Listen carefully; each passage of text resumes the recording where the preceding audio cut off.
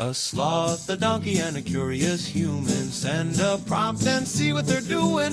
One hits record with a question on his mind. Two brothers pick it up, see what they find. Corn takes his time, Herman's got the facts. Back and forth, they never hold back. My weird prompts, come on in, that's where we begin. My weird prompts, glad you're here. This episode was generated using artificial intelligence. Please verify facts. You know, Corn, this whole show runs on GPU compute, and we wouldn't be here without Modal. Seriously. And that's what powers all our text-to-speech. Everything you're hearing right now. They're an AI infrastructure platform. Developers use them to run GPU workloads in the cloud with zero infrastructure headaches. If you're building anything with AI, check them out. Modal.com. 65%. That is the number that should haunt anyone who cares about the open web. As of March 26, Google Chrome still sits on 65% of the browser market share. It is a staggering level of dominance that hasn't really budged in years, despite the fact that everyone I know seems to be complaining about it more than ever. It is a digital monoculture, Corn. Herman Poppleberry here, and honestly, the frustration has reached a boiling point because of what happened in January. The full rollout of Manifest v3 was finally completed, and for the average user, that meant their favorite ad blockers and privacy extensions suddenly started acting like they'd had a prefrontal lobotomy. Today's prompt from Daniel is about exactly that frustration. He wants us to look beyond the Chrome and Firefox duopoly at the world of Vivaldi, Brave, Opera, and Arc. It feels like we're at a weird crossroads in 26, where the golden cage, as we've called it before, is getting tighter, but the escape tunnels are actually getting more sophisticated. By the way, today's episode is powered by Google Gemini 3 Flash, which is writing our script today. Hopefully, it doesn't mind us talking about how to escape the Google ecosystem. Gemini is a good sport, but Daniel's right to bring this up now. For a decade, switching browsers felt like a lateral move. You moved from one window that showed you websites to another window that showed you the same websites, maybe with a different colored tab bar. But the technical landscape has shifted. We aren't just talking about reskins anymore. We're talking about different philosophies of how a human being should interact with the internet. I think that's the hook. Because if you ask a regular person why they use Chrome, they say because it's there or it has my passwords. They aren't using it because they love the experience. They're using it because the friction of leaving feels higher than the annoyance of staying. But with Manifest v3 breaking uBlock Origin and making privacy a manual chore, that friction is starting to look a lot more manageable. And we have to be clear about the technical reality here. Most of these alternatives are still built on Chromium. Brave, Vivaldi, Opera, Arc. They all use the same underlying engine as Chrome. So, the question we have to answer for Daniel is, if the engine is the same, does the car actually drive differently? Or are we just picking a different shade of paint while Google still owns the road? Let's dive into the specifics then. If we're looking at these four Vivaldi, Brave, Opera, and Arc, they really represent four very different archetypes of users. You've got the power user tinkerer, the privacy advocate, the feature seeker, and the aesthetic productivity crowd. Herman, start us off with Vivaldi. I know you spent some time in those settings menus, and knowing you, you probably spent 3 hours just choosing the corner radius of your tabs. I feel attacked, but you're not wrong. Vivaldi is the spiritual successor to the old Opera, before Opera switched to Chromium and lost its soul. It was founded by John von Tetzschner, who was the co-founder of Opera. The philosophy of Vivaldi is extreme customization, and I mean extreme. In most browsers you have a settings page. In Vivaldi you have a cockpit. It's the Linux of browsers, isn't it? In a way, yes. One of the most substantive features they have is tab stacking and tiling.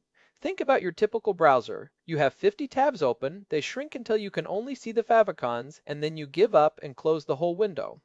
Vivaldi lets you stack tabs on top of each other, and then, this is the killer part, you can tile them. You can view 4 websites simultaneously in a single window, side by side, in a grid. See, that sounds like a nightmare for my focus. But for someone like you who's cross-referencing research papers while looking at datasets, I can see the appeal. But is it just UI? Because a lot of people dismiss Vivaldi as just a heavy interface on top of Chromium. It is heavy, but it's heavy with utility. They've built in a full email client, a calendar, and a notes app directly into the browser sidebar. They're trying to turn the browser into the operating system. And importantly for 26, Vivaldi has taken a very public stand against built-in AI. While every other browser is shoving a chatbot into your face, Vivaldi says we're focusing on productivity tools and user control. They explicitly refuse to integrate AI into the core experience because they want to keep the footprint predictable and the data local. That's a bold move in this climate. It's almost a counterculture pitch. Use us because we won't try to finish your sentences for you. But let's look at the flip side of that, which is Brave. Brave is arguably the most successful of these alt browsers in terms of pure growth. They grew 15% in 25 alone. Why is that? Is it just the privacy pitch, or is it the get paid to serve crypto stuff? It's a bit of both, but the technical value proposition of Brave is their shield system. Because Brave is Chromium based, they are subject to Manifest v3, but they bypass the limitations by building their ad and tracker blocker in Rust at the native level rather than as a JavaScript extension.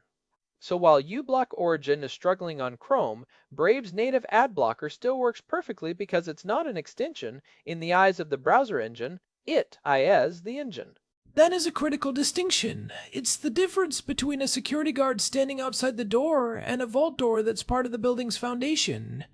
And because they're blocking all those scripts at the engine level, the performance gains are real. We're talking 30 to 40% faster page load times on heavy news sites compared to stock Chrome. Now, the controversial part is the basic attention token, or BAT. Brave replaces the ads it blocks with its own privacy-respecting ads, and if you opt in, you get paid a tiny amount of crypto for your attention. I've always found that model a bit meta. You're blocking ads to see other ads to get pennies in a digital wallet. But I suppose for the privacy conscious who still want to support creators, it's an attempt at a middle ground. What about their AI? Because unlike Vivaldi, Brave has leaned hard into Leo, their built-in assistant. Leo is interesting because it's built with a privacy-first architecture. It uses an anonymized proxy so your prompts aren't tied to your IP or your Brave account. It's a contrast to Vivaldi's no AI stance. Brave is saying AI is inevitable, so let's make it private. Vivaldi is saying AI is a distraction, let's make it optional. Now, let's talk about the one that everyone in our circle seems to be obsessed with lately, Arc, developed by the browser company. It feels less like a browser and more like a professional workstation. It's very Apple-esque in its design language. Arc is the first browser in a decade to actually rethink the vertical space of a screen. We live in a world of widescreen monitors, yet every browser uses a horizontal tab bar at the top that eats up vertical real estate. Arc moves everything to a sidebar. But it's not just a sidebar, it's a system of spaces and profiles. You can have a workspace with its own set of tabs and logins and a personal space, and you swipe between them like you're on a phone. It's gained 2% market share among developers and creatives in the last year, which doesn't sound like much, but in the browser world that's a massive shift. It's the cool kid browser. But here's my question. Is it actually better, or is it just different? Because I tried it, and the learning curve felt like I was trying to learn to play the violin. It requires you to unlearn 20 years of muscle memory. That's the hurdle. But for people with tab debt, the ones with 200 tabs open, Arc's auto-archive feature is a godsend. It closes inactive tabs after 12 hours by default. It forces you to treat the web as a flow rather than a horde. Technically, it's also Chromium, but they've rewritten so much of the front end in Swift that it feels significantly more fluid on macOS than any other browser. And then there's Opera, the old guard. They've rebranded as Opera One recently. They were the first to really bake a VPN into the browser, though VPN is a generous term for what is essentially a secure proxy. What's their play in 26? Because they feel a bit like they're throwing everything at the wall to see what sticks. Opera is the maximalist browser. You want a sidebar with WhatsApp, Discord, and Telegram built in? Opera has it. You want a built-in crypto wallet? Check. You want Aria, their AI that can summarize pages? Check. It's feature bloated, and frankly, it's owned by a Chinese consortium now, which raises red flags for the privacy-conscious crowd. But for a certain type of user who wants their browser to be a Swiss Army knife where they never have to leave the window to check a message, it's very compelling. It's funny you mention the Swiss Army knife, because that's the exact opposite of the Linux browser philosophy Daniel mentioned in his prompt. If you go into the Linux world, you see these niche engines like Servo, which is being revived, or things like Falcon and Conqueror. These aren't trying to be your email client and your chat app. They're trying to be lightweight tools for rendering HTML. The Linux landscape is fascinating because it's where the chromiumization of the web is being fought most fiercely. Most of the browsers we just discussed, Brave, Vivaldi, Arc, are still essentially Google's engine. If Google decides to change how the engine handles a specific web standard, all those browsers have to follow suit or spend enormous resources to fork and maintain their own version. Linux users hate that. They want engine diversity. But is engine diversity even possible anymore? We saw Microsoft give up and move Edge to Chromium. We saw Opera give up. Firefox and its Gecko engine are the last major wall standing against a total Chromium monopoly. When we talk about alternative browsers in 26, are we mostly just talking about different skins for the same Google-controlled heart? That is the cynical view, and it's largely accurate. Maintaining a modern browser engine is a billion-dollar-a-year endeavor. Even Apple's WebKit is only viable because it's backed by the world's most valuable company. But, and this is a big but, Brave and Vivaldi have shown that you can take the engine and neuter it. You can strip out the Google tracking, the reporting pings, and the safe browsing checks that phone home to Mountain View. So it's like taking a Ford engine, but putting it in a chassis that doesn't have a GPS tracker or a data logging black box. You get the compatibility of the Ford engine, so every website just works, but you control the telemetry. However, the Manifest v3 situation has highlighted the limit of that approach. If Google changes the engine's rules for how extensions talk to the network, the skin browsers have to work twice as hard to build workarounds. Brave did it by building native blocking. Vivaldi is trying to do the same. I want to go back to Daniel's question about whether any of these are worth switching to. Because for the average person, it's 30% faster is a great headline, but the reality of moving your passwords, your bookmarks, and your extensions is a pain. Herman, if you had to pick one for a normie, someone who's just tired of Chrome's memory hogging, which one is the easiest? Yes. It's Brave, hands down. And I say that as someone who loves Vivaldi's complexity. Brave is the only one that feels like Chrome, but cleaner. You import your data, your extensions mostly work, and suddenly the web just feels less noisy. You don't realize how much visual clutter you're tolerating until you use a browser that aggressively scrubs it away at the engine level. See, I'd argue for Arc, but only for a specific type of person. If your job is the internet, if you're a researcher, a writer, a DevArc Spaces feature is the first time I've felt like my browser understood my brain. I don't want my researching a vacation, tabs mixed with my debugging a script, tabs. Arc treats those as two different worlds. It's a workflow shift, not just a browser shift. But there's a second order effect here that we have to talk about. If everyone moves to these niche browsers, does it actually help the web, or does it just make us feel better in our little bubbles? Because if 65% of people are still on Chrome, developers are only going to test for Chrome. We're essentially becoming digital preppers, building our own secure bunkers while the rest of the world's infrastructure rots. That's a dark way to put it. But isn't that the story of all technology? The power users find the better tool, they migrate, and eventually the mainstream follows, or the mainstream tool is forced to improve to win them back. I mean, look at what happened with the degoogling movement we've talked about. It started with tinfoil hat types, and now you have major EU regulations forcing Google to allow unbundling of services. And that's the big news for 27 that's already looming. The EU is looking at forcing Google to unbundle Chrome from Android. If that happens, the default advantage disappears overnight. That's when Brave or Vivaldi could go from niche alternatives to major players. If you're a consumer in Germany and your new phone asks you, which browser do you want? Instead of just giving you Chrome, the market share could shift 5 or 10% in a year. It's the ballot screen all over again. Remember that with Internet Explorer back in the day? It's funny how these cycles repeat. But let's look at the technical why of why people are leaving now. Manifest v3. Can you explain in plain English why this was the breaking point for so many people? Because I think a lot of people heard the name but didn't realize it was basically a privacy tax. It's about the Web Request API. In the old system, Manifest v2, an extension like uBlock Origin, could sit between the browser and the internet. When a website tried to load a tracking script, the extension could look at it and say, "Nope, block that." It had total control over the network requests.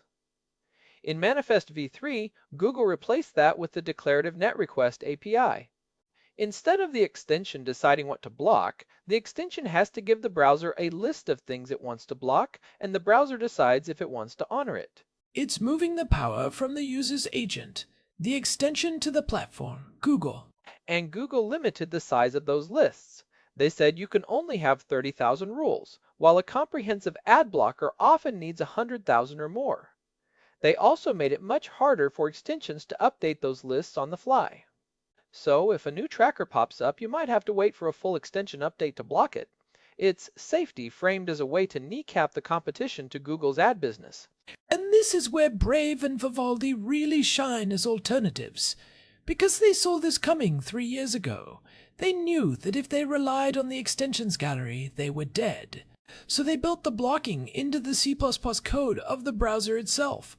To the engine, it's not an extension asking for permission, it's the browser itself saying, "I'm not opening that connection." That's why Vivaldi's market share has stayed steady at 0.5%. It sounds tiny, but those are 0.5% of the most untrackable people on the planet. Vivaldi users are incredibly loyal because the browser is built by people who clearly use the web the same way they do. It's the power user's last stand. I've been using Vivaldi's Notes feature lately, and it's surprisingly useful. You're reading a page, you highlight a segment, right-click Add to Note, and it saves the text, the URL, and a screenshot of the area in a sidebar. No third-party extension, no log in with Google to save this, just local data. It feels, it feels like I actually own my tools again. That's the feeling of digital sovereignty. It's a term that's getting tossed around a lot in 26, especially in the Linux community.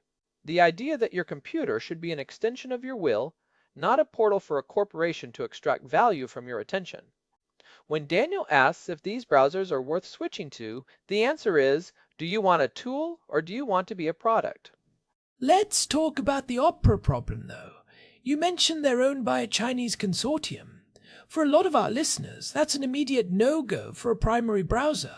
Is there a technical way to verify if Opera is actually phoning home more than Chrome is? It's tough, because like Chrome, Opera is open core, but the UI and the extra features are proprietary. You can't see exactly what Aria, their AI, is doing with your data. The free VPN they offer has been criticized for years because, as the saying goes, if you aren't paying for the product, you are the product. They're likely monetizing the metadata of those private connections. If privacy is your main driver, Opera is probably the last alternative you should look at, despite their marketing. So it's Chrome for the masses, Brave for the privacy conscious, Vivaldi for the tinkerers, and Arc for the "I want my browser to look like a high-end fashion magazine" crowd. What about the LibreWolf and hardened Firefox fans? Because Daniel mentioned Linux has a long tail. LibreWolf is essentially Firefox with all the telemetry and sponsored shortcuts ripped out and the security settings cranked to 11 by default. It's excellent, but it's brittle. You will find that websites break more often because LibreWolf refuses to give them the data they want to function. It's for the person who is willing to spend 5 minutes fixing a login page in exchange for knowing that 0 packets of data are being leaked. I think that's the trade-off people don't realize. Alternative often means manual. Chrome is automatic. It's a self-driving car that takes you where it wants to go while filming you the whole time. Vivaldi is a manual transmission Jeep where you have to change your own oil, but you can drive it off-road. That is actually a great analogy, one of the best I've heard. And in 26, the off-road part of the web is getting larger. There's a lot of agentic web content now pages designed for AI to read rather than humans, and a lot of gated web. Using a standard browser often means you're stuck in the standard experience. Using something like Vivaldi or Brave allows you to manipulate the DOM, strip out the subscribe to our newsletter pop-ups, and actually read the content. One thing that fascinates me is the browser as an OS trend. We saw this with Chrome OS, obviously, but Arc is doing it differently. They have a feature called Boosts, where you can basically remix any website. You can change the colors, hide elements, or even inject your own code into a site like Twitter or Reddit to make it look exactly how you want. It's like Grease Monkey for the modern era, but built into the UI. It's the web as plastic philosophy. Instead of a website being a broadcast that you just receive, it's a material that you can shape. That is a fundamentally different way of thinking about the internet. If you hate the new layout of a news site, you just boost it and hide the parts you don't like. Once you get used to that level of agency, going back to a locked browser like Chrome feels like being put in a straitjacket. So let's get practical for Daniel and the listeners. If someone is listening to this on their commute, and they're currently using Chrome on their phone and their laptop, what is the step 1 for exploring this? Step 1 is a split test week. Don't uninstall Chrome, you'll get scared and run back. Instead, download Brave or Vivaldi, use the Import from Chrome tool, which, by the way, is incredibly good now. It brings over your history, your saved passwords, and even your open tabs, and just commit to using it for 48 hours. The import tool is the secret weapon. I think people assume they'll have to manually type in 100 passwords. No, it takes about 30 seconds. And once you have your environment moved over, pay attention to the visual noise. That's the metric I tell people to look for. How many times did a video autoplay? How many accept cookies banners did you have to click? In Brave or Vivaldi with the right settings, that number drops to near 0. Once you experience a silent web, the noisy web becomes intolerable. And for the developers or the workflow junkies, I'd say give Arc a try, but give it a full week. You will hate it for the first 3 days. You will try to find the back button, and it won't be where you expect. But by day 7, when you realize you've organized your entire project into a space, and you can Command T to find anything in your history like a pro, you'll realize that Chrome was actually slowing down your brain. There's also the battery life factor. Chrome has gotten better with its memory saver mode, but it's still a resource hog because it's trying to do so much in the background for Google. On a MacBook or a high-end Linux laptop, moving to a more optimized Chromium fork or a hardened browser can give you an extra hour of battery life. That's a tangible physical benefit of switching software. What about the search integration? Because that's the real golden cage. People use Chrome because it's integrated with Google Search. But Brave has Brave Search now, which is independent, and Vivaldi lets you toggle between 5 different engines with a single keystroke. Brave Search is the most impressive from-scratch engine I've seen in a decade. They don't rely on Bing or Google results, they have their own crawler. In 26, with the AI overviews taking over Google Search and making it harder to find actual links, having a clean search engine built into your browser is a massive advantage. It's about shortening the distance between I have a question and I have the answer, without 3 screens of ads in between. It feels like we're seeing a balkanization of the browser market, and honestly, I'm here for it. The era of one browser to rule them all was actually a pretty boring and stagnant time for the web. The more these niche players like Arc and Vivaldi push the boundaries, the more Google is forced to actually innovate instead of just finding new ways to show us ads. I agree. Even if you don't switch permanently, supporting the alt ecosystem is a vote for a more diverse web. It tells developers, hey, don't just build for Chrome's specific quirks, build for the standards. Alright, I think we've given Daniel a pretty solid map of the landscape. It's 26, the tools are better than ever, and the exit from the Chrome monopoly is just a download away. Whether you want the command center of Vivaldi or the Zen garden of Arc, there's no reason to stay in a browser that doesn't respect your time or your privacy. Well said. And if you're on Linux, go ahead and compile Servo from source just for the street cred. Oh boy, don't encourage them, Ermin. They'll never get any work done. That's the point. The web should be fun to play with again. On that note, I think we've covered the bases. If you're feeling the Manifest v3 pinch, or you're just tired of your RAM disappearing into the Google void, give one of these a shot. You might be surprised at how much faster the internet feels when it's not trying to track your every move. And if you find a weird browser we didn't mention, send it our way. I'm always looking for a new settings menu to get lost in. We know you are, Herman. We know you are. Thanks as always to our producer, Hilbert Flemingtop, for keeping the gears turning behind the scenes.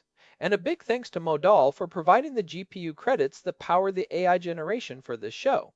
This has been my Weird Prompts. If you're enjoying these deep dives into the digital weeds, a quick review on your favorite podcast app, whether it's on a weird browser or not, really helps us grow and reach more people who are tired of the defaults. You can find all our episodes and the RSS feed at myweirdprompts.com. Catch you in the next one. See ya. This episode was produced using Google Gemini 3 Flash, text-to-speech by Chatterbox. Thanks for listening to our show, My Weird Prompts, where our thoughts go from slow takes to facts on cue. We change and follow through. My Weird Prompts.